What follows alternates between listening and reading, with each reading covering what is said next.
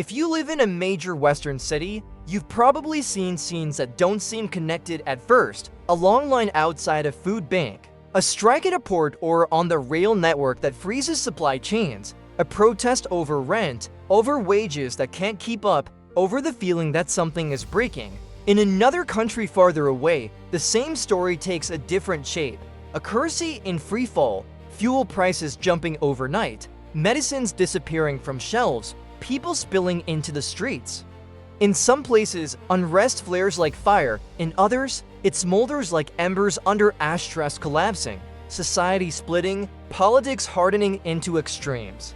On the surface, it's easy to blame an ugly election, social media, immigration, war, a pandemic, or technology moving too fast. All of that can be true and still miss a deeper engine, quieter, and therefore more dangerous, the global debt cycle. Debt isn't just numbers in a central bank report or a distant spreadsheet. Debt is an invisible gravity that pulls an entire society. When it expands, it feels like prosperity. When it comes due, it drains not only budgets, but patience, cohesion, and faith. Start with something ordinary. A middle-class family in the suburbs wants the textbook image of stability, a house, a car, good schools. During years of low interest rates, they buy a home with a long mortgage, finance a car, use credit cards to bridge tough months. It all feels normal because money is cheap, jobs seem steady, and everyone says the economy is growing. Then rates rise, new borrowing becomes expensive, and old debts turn into stones tied to the ankles. Food costs climb, energy bills surge, insurance goes up, while wages crawl. They begin to cut back, fewer meals out, delayed repairs, canceled trips. And when they cut back, the local businesses feel it too. The shop owner cuts staff hours, someone loses a job, someone else takes on extra shifts. Stress thickens inside the household, then across the neighborhood, and at the national level it turns into a political emotion that ignites easily. Who made us poorer? Who benefited? Who has to pay? That matters, because social unrest rarely begins with a slogan. It begins with millions of small bills, millions of sleepless nights, and the sense that the future is being pulled out of your hands. Now zoom out to the level of the state. A government borrows heavily in an era of cheap money to stimulate the economy, stabilize banks, fund welfare, keep the machinery of society running. When things are calm, that borrowing looks like normal governance, sometimes even wise. But when rates rise, or the currency weakens, or oil and food prices spike, that debt suddenly becomes a tightening collar. The government must choose: cut spending or print more money. Cuts mean real austerity, understaffed hospitals, deteriorating schools, squeezed benefits, slower public services. Printing means inflation, purchasing power evaporating in the grocery aisle, in rent, in electricity bills. Either way, a group of people will feel betrayed, and when enough people feel abandoned at the same time, society enters a danger zone where economic debates mutate into moral warfare, right or wrong, fair or rigged. That's why how the global debt cycle drives social instability isn't a technical finance topic. It's a psychological and political cycle that repeats to the rhythm of cheap money and expensive money, of boom and tightening, of prosperity as illusion and reality as shock. The cycle usually begins with the most seductive phase: cheap money. When central banks cut rates and flood the system with liquidity, borrowing becomes easy and appears rational. Governments borrow to spend, companies borrow to expand or acquire, households borrow to buy homes, cars, education, and daily life. Debt rises faster than income, but few see danger because the cost of servicing it is low. That's the trap. When low rates last too long, the entire system starts building its lifestyle on a silent assumption cheap money will stay cheap. And a society that lives inside that assumption loses the reflexes it needs for the day expensive money returns. When money is cheap, asset prices usually climb, real estate rises, stocks rise, investment funds rise. People who own assets feel richer and spend more. Politicians point at the numbers and say, the economy is improving, but that improvement isn't shared evenly. Homeowners benefit as prices rise. Those without homes are pushed farther from ownership. Investors benefit. Wage earners watch prices rise before wages catch up. This is where debt and inequality begin to braid together in a distinctly modern way. Those with assets use debt to amplify assets. Those without assets use debt to survive. And once survival becomes the reason to borrow, debt stops being a tool of development and becomes a life raft tied tightly to your ankle. Then comes phase 2, the shock. The shock can be inflation surging, war disrupting energy and food, supply chains snapping, or simply central banks forced to raise rates to regain control of prices. At that point, the entire debt-based system starts to shake. Higher interest rates are like a tide pulling back. When the water is high, everyone thinks they're swimming well. When it recedes, you see who is standing on sinking sand. Companies refinancing at higher rates cut investment and jobs. Households leaning on credit cards see interest charges explode, and a personal debt spiral opens. And because many actors feel pressure to de-risk at the same time, they cut spending at the same time, slowing the economy precisely when society is already exhausted and the seeds of unrest begin to sprout in places that once looked stable. The danger is that the shaking rarely stays inside one country's borders. Debt today is global. A country that issues debt in a strong currency, especially the US dollar, faces higher borrowing costs when dollar rates rise. If its own currency weakens, the debt burden in local terms swells even if it borrows nothing new. At the same time, the cost of importing energy, food, and equipment rises, producing imported inflation. The state gets trapped between two pressures: defend the currency to preserve confidence, and contain prices so society doesn't ignite. That trap is often what turns a debt crisis into a political crisis, because any choice can be framed as protecting one group while sacrificing another. But instability isn't just recession or GDP. Instability is what happens when a society loses its sense of fairness, when the rules of the game are no longer believed. A repeating paradox feeds anger. Why can the system mobilize enormous sums to rescue markets and large institutions, yet claim there's no money for hospitals, schools, or housing? That paradox creates a specific kind of rage, not only the rage of being poorer, but the rage of being dismissed. When people believe there are two rule books, one for the powerful, one for everyone else, growth itself won't heal the wound. Because the injury isn't just to wallets, it's to trust. To see how debt turns financial stress into social stress, follow the 3 channels through which debt flows: the state, companies, and households. At the state level, flashpoints are usually austerity or inflation. When debt servicing costs rise, cutting healthcare means overwhelmed clinics. Cutting education means fallen quality. Cutting benefits means the vulnerable fall faster. If the state prints money or loosens fiscal policy too aggressively, inflation erodes purchasing power and hits fixed-income families directly. At the corporate level, debt becomes instability through jobs and wages. Expensive money pushes firms to protect balance sheets, cut costs, freeze hiring, lay off workers. At the household level, debt is the most painful story. In good times, debt feels like a ladder.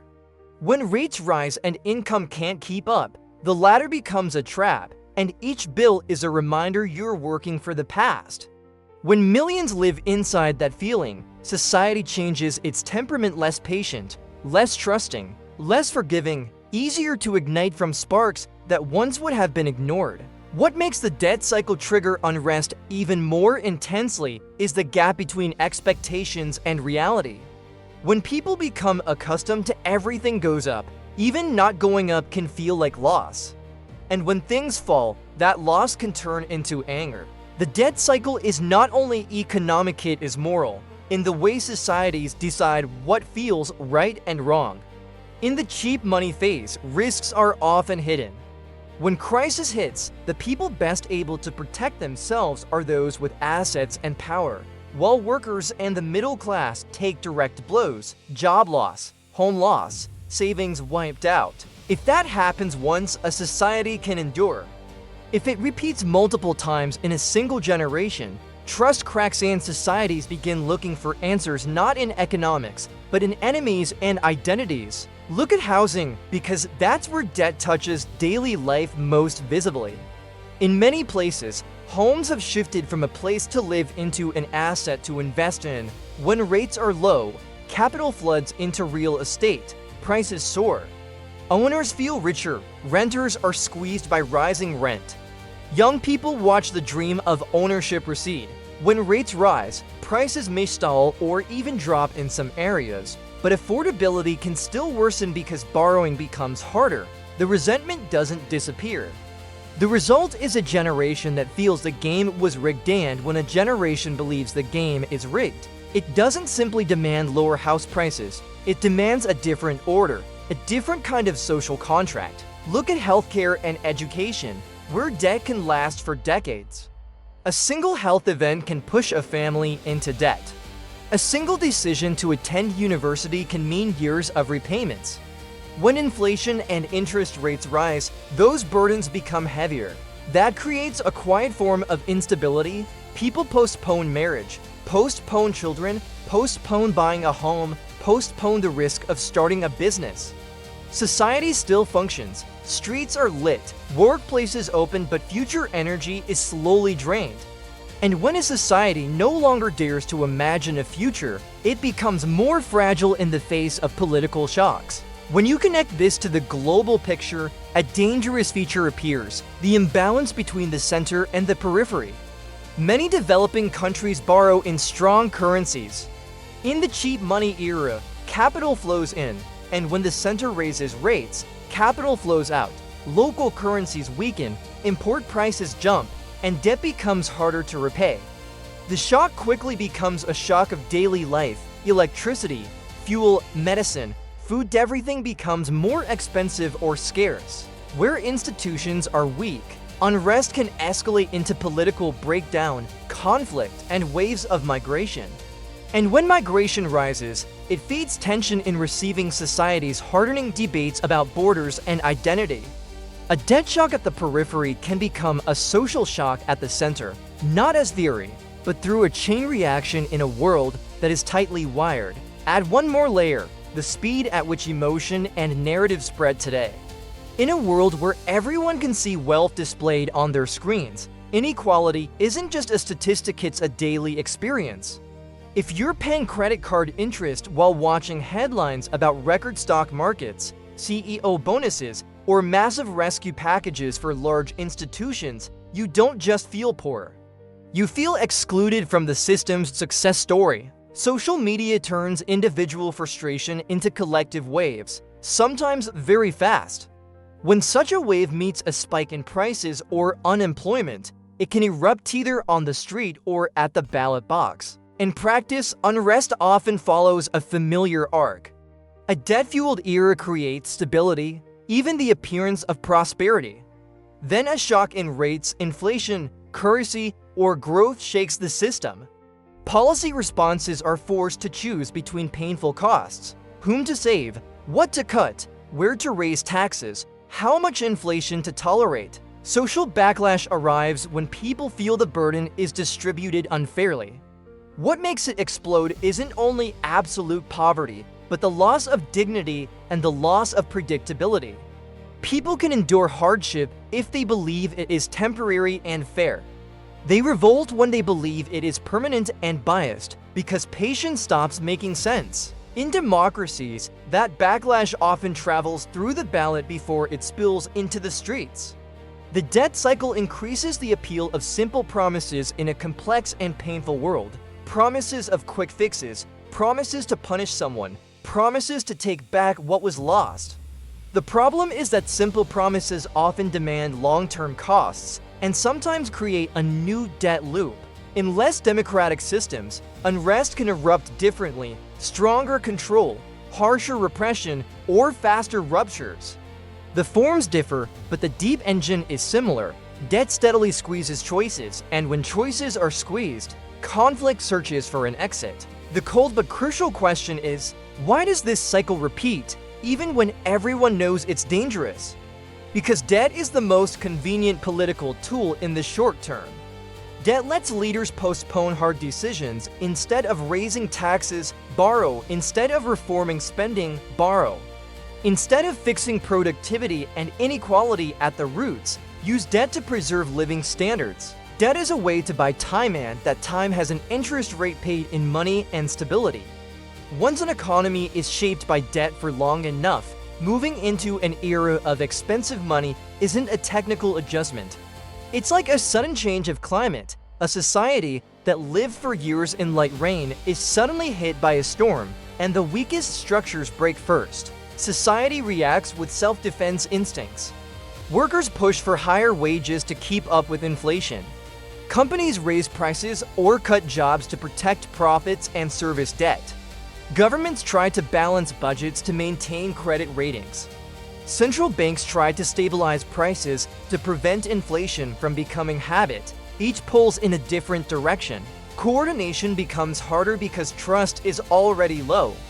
When social language shifts from arguing interests to accusing moral evil, unrest becomes easier to ignite because once people think the other side is bad rather than simply different, compromise becomes betrayal, and every middle path gets pushed aside. If you want to hear when a society is entering the dangerous phase of the debt cycle, listen to the sound of everyday life.